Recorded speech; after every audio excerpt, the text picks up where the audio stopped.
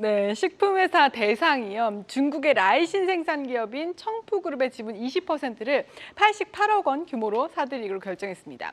그런데 사실 이 투자 계획은요, 3년 전부터 거론됐습니다. 원래는 지분의 33%를 265억 원에 인수하려고 했는데, 그리고 여기에다가요, 지분을 51%까지 늘려서 경영권까지 확보할 수 있는 우선 인수 조항도 들어 있었습니다. 그런데요, 이 지분은 20%로 그리고 투자 규모도 3분의 1 수준으로 줄였습니다. 이유는요, 라이신 가격 때문입니다. 이 라이신은요, 근육 성장과 면역 기능에 중요한 필수 아미노산으로 동물 사료에 쓰이는 중요한 소재인데요. 3년 전 인수하려고 했던 때에는 라이신 가격이 급격한 상승세를 보였지만 돼지고기 최대 소비국인 중국의 경기 침체로 육류 소비가 크게 줄었고 또 중국 내 기업의 저가 공세로 가격이 크게 떨어졌습니다. 그래서 투자 규모를 확 줄였는데 대상은 라이신 기업에 투자했지만 라이신으로 머물지 않겠다라는 입장입니다. 어떤 내용인지 자세하게 살펴봅니다. 네, 대상이 라이신이라는 이 바이오 소재를 생산하는 기업에 투자를 하긴 했는데 당초 계획보다 좀 줄여서 투자를 했다라는 겁니다.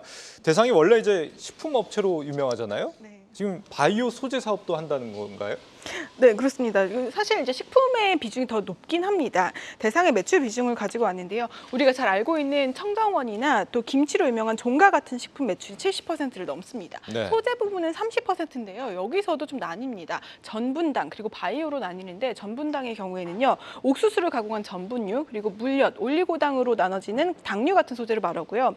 바이오 부문에서는 이 미원이라는 브랜드로 대표되는 MSG 여기에 해당되고요. 라이신도 이 바이오 분야에서 해당되는 사업입니다. 이 라이신 가격이 크게 떨어지면서 지난해 소재 부문 영업이익도 크게 줄어들어서 적자를 기록했습니다. 투자 판단을 잘못했다는 말이 될 수도 있을 것 같은데 근데 투자를 완전히 철회하지는 않았네요. 이건 네. 뭘 의미하는 겁니까? 네, 일단 중국이 돼지고기 최대 소비국이기 때문에 시장이 굉장히 크기는 합니다. 이번 투자를 통해서요, 이 대상은 중국을 판매 거점으로 활용하겠다라는 전략인데요. 다행히 라이신 가격이 지금 바닥을 찍고 올라오고 있는 상황이긴 합니다. 또 이 청푸그룹의 라이신 생산 공장이라고 청푸그룹이 알려졌는데 여기서는 이 라이신뿐만 아니라 트립토판이나 또 아르기닌 같은 이 아미노산의 한 종류인데 좀 더 비싼 그런 제품들을 생산한다는 예정이고요. 또 현재 국내에서는 군산 공장에서 이렇게 고부가 가치 아미노산을 생산하고 있는데 앞으로도 이 고부가 가치의 품목을 좀 더 넓힌다는 계획입니다. 네, 다른 유망한 소재들도 많이 앞으로 취급한다 이런 얘기인데 이런 바이오 소재 사업을 하는 기업이 국내에 또 있나요? 네, 그렇습니다. CJ제일제당이 있는데요. 사실 이 아미노산 사업은 대상이 먼저 했는데 국내 1위 기업은 CJ제일제당입니다. 중국의 공장도 갖고 있는데요. CJ제일제당은 지난해 이제 식품 부문 실적이 굉장히 좋았는데 소재 부문, 그러니까 바이오 부문 실적이 안 좋으면서 조금 아쉬움을 남겼거든요. CJ제일제당도 라이신 공급을 지난해 중국에서 좀 줄이고요. 그리고 라이신보다는 역시 좀 더 값이 나가는 트립토판이나 헥산 같은 고부가 가치 제품으로 바꾸면서 1분기 실적도 좀 개선되는 모습입니다. 앞으로 두 기업이 이 고부가 가치 품목으로 좀 바꾸면서 실적도 더 개선되는 모습을 보일 것으로 전망하고 있습니다. 네, 대표님, 이 네. 대상을 식품주로 우리가 놓고 좀 살펴보자면 네. 지금 대상을 비롯한 대부분 식품주들이 사실 잘 가지를 못하고요, 상대적으로.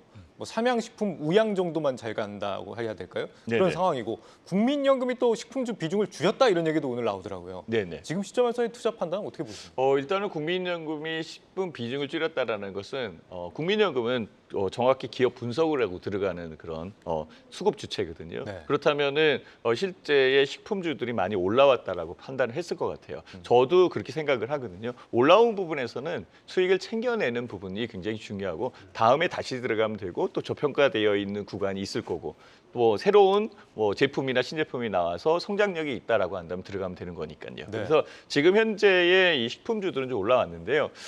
선발주자가 있고 후발주자가 있습니다. 이 선발주자는 라면류 같은 가공식품이 먼저 들어간 거예요. 예. 불닭볶음면 이렇게 해서 가공식품, 라면. 근데 지금은요. 조리식품이 들어가요. 조리식품. 네, 김, 그다음에 두부 이런 쪽으로 지금 확산이 되고 있는 거죠. 그러다 보니까 소스에 관련되어 있는 여건도 생각하게 되는 거고 그만큼 또 K푸드에 대한 그 광범위한 부분이 이제 인정이 되고 인식이 되다 보니까 네. 식품류가 점점 늘어나는 거죠. 그래서 선발주자에 있었던 부분에서 후발주자로 확산되는 그런 상황이기 때문에 그래서 움직이는 것 아닐까라고 생각하는데요. 아직까지는 뭐 K푸드에 대한 여건들이 굉장히 크니까 계속적으로 움직일 것으로 생각이 듭니다. 좀 더 확산할 것이다. 이렇게 그렇죠. 기대를 하시는 거군요. 지 기자, 오늘 주제 어떻게 좀 정리해 볼까요? 네, 대상이 당초 투자 계획을 실행하는데 완성하는 데까지 3년이라는 시간이 걸렸거든요. 앞으로는 이제 좀 실적도 고개를 들 것으로 기대를 하면서 오늘의 주제 오래 기다리셨습니다.로 마무리하겠습니다. 네. 계속해서 다양한 경제 이슈를 알고 싶다면 구독과 좋아요, 알림 설정 부탁드립니다. AI 캐스터 권미정이었습니다.